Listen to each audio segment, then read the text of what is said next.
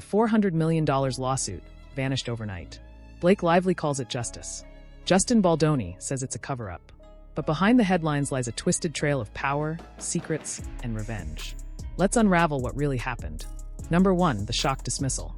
For months, the $400 million lawsuit between Justin Baldoni and Blake Lively loomed like a thundercloud over Hollywood. It was supposed to be the case that exposed everything: alleged lies, power plays, and what Baldoni's team called an orchestrated attack against him. But in one swift motion, that storm was silenced. On June 10th, federal judge Louis J. Lyman dismissed Baldoni's massive countersuit completely. No trial, no settlement, no courtroom showdown. Just gone. The ruling wasn't just shocking. It was seismic.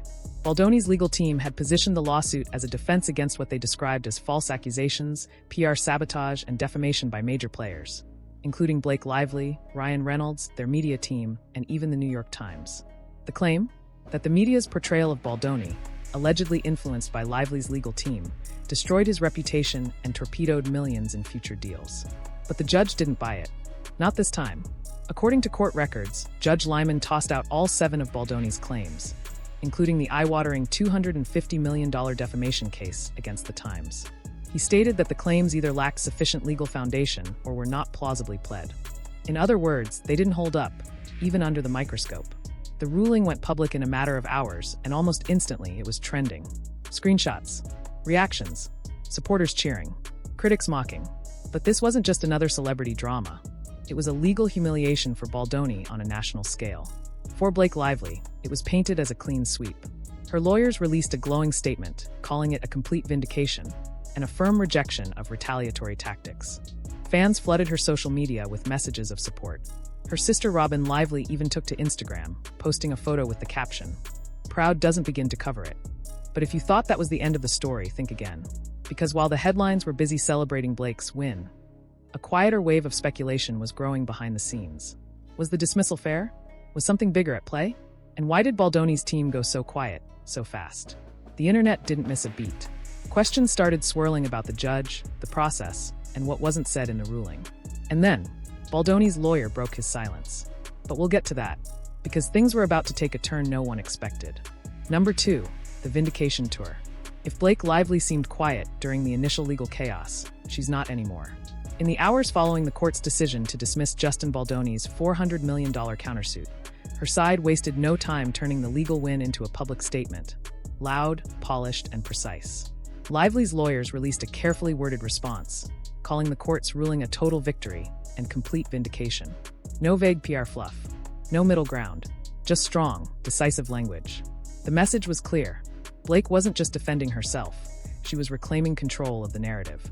On Instagram, Blake subtly echoed that message, reposting cryptic quotes and screenshots, thanking her followers for the incredible support and referencing what she called manufactured shame. To many, it sounded like she was finally taking a breath after months of holding it in. The public's reaction? Overwhelming. Heart emojis. Hashtags. Threads dissecting every word. Even her sister, actress Robin Lively, chimed in with a photo and a caption that simply read, "So proud." But this wasn't just a win in court. It was a public relations masterclass. Lively's team didn't just celebrate the dismissal. They used it to shape a larger message. One about fighting back. One about being believed. One about power and how it's used. For fans who had been following the legal battle since the beginning, it felt like the hero finally got her moment. Still, beneath the victory parade, something felt off. The speed. The silence from Baldoni. The way Lively's statements seemed to be written with not just legal precision, but emotional calculation. Some fans began to question if the celebrations were happening a little too fast. Was it genuine relief, or just strategy? Because just as Blake Lively's vindication tour began trending, Justin Baldoni's attorney dropped a statement of his own. And it painted a completely different picture. In his eyes, this wasn't over. Not even close. And suddenly, the entire tone of the story shifted again. What started as a clean win was now raising new questions. Did Lively actually win the war? Or just one battle? Why is she already thanking supporters if key claims can still be revived? And what, exactly, was coming next? Because as the applause rang out, something darker was quietly brewing behind the curtain. Number 3, the lawyer strikes back. Just when it seemed like the dust had settled, Justin Baldoni's lawyer stepped forward and threw gasoline on the fire. In a sharp, calculated statement that felt more like a warning than a press release, his legal team rejected the narrative of total defeat. According to them, what the media was calling a win for Blake Lively was really just halftime. The dismissal of the lawsuit, they argued, was procedural, not final. And here's where it gets tricky. Out of the original 7 claims Baldoni filed, 4 were dismissed without prejudice. That legal phrase might sound harmless, but in reality, it means those claims can still be revised and refiled by a court-set deadline. And that deadline? June 23rd. So while Lively's team celebrated what looked like a clean sweep, Baldoni's attorney was quietly preparing for a legal counterstrike. In his own words, the case is far from over. He accused Blake's side of orchestrating a false victory tour, claiming they were intentionally misleading the public by acting as if the entire case had been shut down. The energy shifted again fast. This wasn't just about legal documents anymore. This was about public trust, reputation, and the thin line between winning a case and winning public sympathy. And in the age of Instagram, those two victories don't always go hand in hand. Baldoni's lawyer even praised what he called the integrity and discernment of online sleuths. Yes, real people on social media, who were picking apart the court filings, comparing statements, and questioning the timeline. It was a bold move, essentially inviting the public to act as a jury outside the courtroom. But it worked. Suddenly, threads started popping up online. Screenshots of the ruling, side-by-sides of both legal team statements, speculation about what claims might return from the dead. Was Baldoni's lawsuit truly dead? Or was it just hibernating, waiting for the right legal language, the right timing, and maybe the right audience? Whatever the truth, one thing was certain. Baldoni wasn't bowing out. Not yet. And if anything, his silence in the days leading up to the judge's decision made his legal team's sudden reappearance feel even more dramatic. The tone shifted from defeat to defiance. Because if you thought the plot was wrapping up, think again. The next move might just change everything. Number 4, conflict of interest. As soon as the judge dismissed Justin Baldoni's $400 million lawsuit, the internet did what it does best. It started digging. And what some people found turned a straightforward court ruling into a conspiracy theory with just enough weight to make people uncomfortable. Within 48 hours of the decision, whispers of a potential conflict of interest began circulating. At the center of it all, Judge Louis J. Lyman, the same judge who threw out Baldoni's lawsuit, and his family, specifically his brother. Online sleuths pointed out that Lyman's brother, Douglas Lyman, is a well-connected Hollywood filmmaker and producer with ties to major media and entertainment players. The speculation? That there may have been an indirect link between the Lively Reynolds team and the judge's family through mutual industry contacts. Nothing illegal, nothing proven, but just enough overlapping circles to raise eyebrows. Was this just coincidence? Or something more? In a town like Hollywood, where reputation is currency and connections are everything, it didn't take long for fans and commentators to wonder aloud whether the ruling was as impartial as it seemed. Of course, legally speaking, none of this crosses a clear ethical line, at least not based on public information. Judges are expected to disclose direct conflicts, and there's no evidence Lyman violated that rule. But perception is powerful, and in high-profile cases, perception can shift public trust more than facts. Baldoni's legal team hasn't made any formal accusations against the judge, but they also haven't dismissed the public's curiosity. In fact, one of Baldoni's representatives pointedly said, "We are exploring all available options." Vague, yes, but vague with purpose. What's more interesting is how this detail barely made headlines in mainstream media. While Blake Lively's vindication was splashed across major outlets, this potentially uncomfortable overlap was mostly confined to Reddit threads, independent bloggers, and social media commentary. And that silence, it only fueled the fire. Whether this is a genuine concern or just the internet doing mental gymnastics, it's clear the controversy has added a new layer of doubt. The type that makes people pause and ask, wait, who's really pulling the strings here? Because in Hollywood, it's rarely just about the truth. It's about who controls the story. And in this case, the next chapter might not be written in a courtroom, but behind closed doors in backrooms, boardrooms, or worse, inside a publicist's email thread. Number 5, Scooter Braun enters the ring. Just when the drama couldn't possibly stretch any further, in walks Scooter Braun. Yes, that's Scooter Braun, the infamous music mogul known for his tangled history with Taylor Swift, corporate power plays, and headline-generating takeovers. But this time, he's not at the center of a music feud. He's being dragged into a legal battle that has nothing to do with the Billboard charts, and everything to do with reputation management in a media war. According to newly surfaced legal documents, Blake Lively's legal team is preparing to subpoena Braun's PR firm, HYB America, in connection with Justin Baldoni's alleged crisis management strategy. Why? Because they believe HYB may have played a quiet but critical role in shaping the narrative around Baldoni once the original accusations surfaced. It's not uncommon for celebrities facing legal backlash to bring in high-powered PR firms to control the fallout.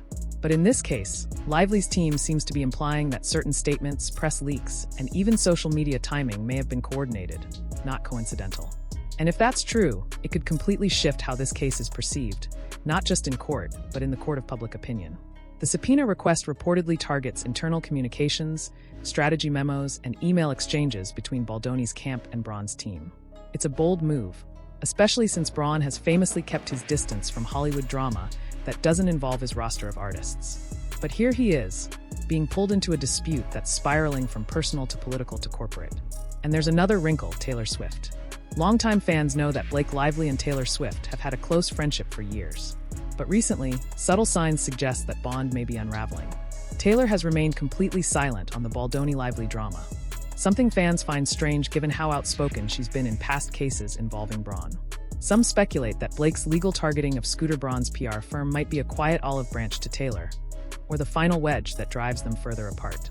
In any case, the involvement of HYB and Braun shifts this saga from courtroom drama to PR chess match. It's not just about who's right anymore. It's about who's controlling the message, who's pulling the strings, and who's being used as a pawn in someone else's game. Because once Scooter Braun's name is in the mix, you know the stakes have changed. And what happens next could determine whose legacy survives the fallout, and whose brand gets burned. Number 6, set secrets uncovered. While legal documents were being filed and PR teams were spinning headlines, the real story, the one that started it all, was quietly buried in a December complaint. A story about what allegedly happened behind the scenes. Not in courtrooms, not in press conferences, but on set. According to Blake Lively's original filing, the tension between her and Justin Baldoni didn't begin with lawsuits. It began in trailers, in quiet moments between takes, in whispered accusations and unsettling encounters that allegedly escalated far beyond creative disagreements. Lively's complaint paints a deeply uncomfortable picture. It claims Baldoni entered her private trailer without permission on multiple occasions, that he made unwanted advances, including a moment that involved an unsolicited kiss during a scene rehearsal, that he accessed footage without clearance, that moments were recorded, edited, and circulated to outside parties, all without her consent. Whether you believe every word or not, the allegations are disturbing. Baldoni, for his part, has denied these claims from the beginning. His legal team says the accusations are exaggerated, strategically timed, and crafted to derail a major project they were both invested in. In fact, he's framed the entire narrative as an act of retaliation, one designed to humiliate him and destroy a decade-long career he built with care. But the discomfort runs deeper than just conflicting stories. A former set assistant, speaking anonymously to a blogger, claimed that the atmosphere during production had turned toxic and that everyone walked on eggshells. They didn't confirm the accusations, but they didn't deny the tension either. Another crew member reportedly said they witnessed arguments and saw someone crying in the makeup trailer more than once. These kinds of behind-the-scenes accounts are hard to verify. But in Hollywood, rumors spread faster than facts. And when a case hits the spotlight, those whispers become cannonballs. You start to wonder, what didn't make it into the official record? It's also worth noting that the original complaint was submitted months before Baldoni's countersuit, meaning Blake's story came first. That timeline alone has some legal analysts suggesting her filing might be the more credible one. But again, credibility in the public eye doesn't come from paperwork. It comes from perception. So now the audience is left to question everything. Who's telling the truth? Who's rewriting history? And how much of this is real versus Hollywood real? Because when the cameras stop rolling, what's left behind isn't always fiction. And in this case, the off-screen drama may be darker than anything they ever put on film. Number 7, legal fireworks still ahead. Just because a lawsuit gets dismissed doesn't mean the war is over. It just means the battlefield shifts. And in the case of Blake Lively and Justin Baldoni, the next wave of legal fireworks might be the most explosive yet. Despite the headlines celebrating the judge's dismissal of Baldoni's $400 million countersuit, there's a critical detail many outlets either missed or purposely downplayed. 4 of Baldoni's 7 claims were dismissed without prejudice. That means they weren't thrown out forever. They can be rewritten, refiled, and reloaded. But only if he makes his move by June 23rd. That deadline now hangs over the entire case like a countdown clock. If Baldoni refiles by then, the judge is required to at least consider the revised arguments, giving him one final shot to make a legal dent. And this time, you can bet his team won't leave any cracks open for dismissal. It's now or never. But that's not the only legal drama still on the horizon. While Baldoni's countersuit was halted, Blake Lively's original lawsuit, the one alleging harassment, emotional distress, and unsafe work conditions, is still very much alive. Unless it's settled quietly behind the scenes, that case is set to go to trial in March 2026. And if it does, both stars may find themselves testifying under oath, with the world watching. The very private details of a very public disaster could be cracked wide open. That means we're heading into uncharted territory. 2 ticking time bombs on 2 separate timelines. One ending in a matter of weeks, the other 2 years away, and both with the potential to make or break careers. The legal community is already taking sides. Some say Lively has the stronger foundation, given the timeline of events and the court's willingness to let her case proceed. Others argue Baldoni's next filing might shift the narrative if he tightens the language and adds the right supporting evidence. Then there's the wild card, settlement. Both sides have the option to settle out of court, but doing so could be seen as a sign of weakness, or worse, an admission. And in the high-stakes world of Hollywood, image is everything. So where does that leave us? In a pressure cooker. Because while the noise may quiet down for a moment, what comes next could detonate everything we thought we knew. One wrong move, one leaked email, one emotional testimony, and the entire script changes. The question isn't if this story will erupt again. It's when. Number 8, Court of Public Opinion. In the world of celebrity scandals, the courtroom may hand down rulings, but it's the public that decides reputations. And in the case of Blake Lively versus Justin Baldoni, the verdicts on social media have been anything but unanimous. Following the judge's dismissal of Baldoni's $400 million countersuit, fans rushed to take sides. On one hand, Blake's supporters celebrated with hashtags like #JusticeForBlake and #TruthOne. To them, the court ruling was a vindication, proof that her story stood on solid ground. The outpouring of support was fast, loud, and emotionally charged. Instagram stories, TikTok edits, Reddit threads dissecting every quote. It looked like a cultural win. But as always, the internet has layers. Because beneath the applause was a growing group of skeptics, people who questioned whether this was really justice or just influence in disguise. Some pointed to the strange timing of statements. Others highlighted how quickly the media picked up Blake's version, while ignoring Baldoni's side almost entirely. And then there were those who didn't pick sides at all. They simply asked the question, who's really telling the truth? In a world where perception can be manipulated by a single tweet or a PR-crafted apology, the line between fact and narrative has never been blurrier. And that's exactly why the court of public opinion matters. Because public perception doesn't wait for evidence. It moves with emotion, speed, and virality. One headline can uplift a career. One out-of-context screenshot can ruin it. Even the New York Times, which had been named in Baldoni's now-dismissed countersuit, released a subtle victory statement about the case. They didn't just defend their reporting. They framed the dismissal as a win for journalistic freedom. In a single paragraph, they shifted the tone from celebrity drama to press liberty. Clever, calculated, and effective. Meanwhile, Baldoni's lawyer took a different route. He thanked the discerning minds of the public for reading between the lines, calling out what he saw as premature celebrations and mischaracterizations by the media. It was less about arguing facts and more about planting seeds of doubt. And maybe that's the scariest part.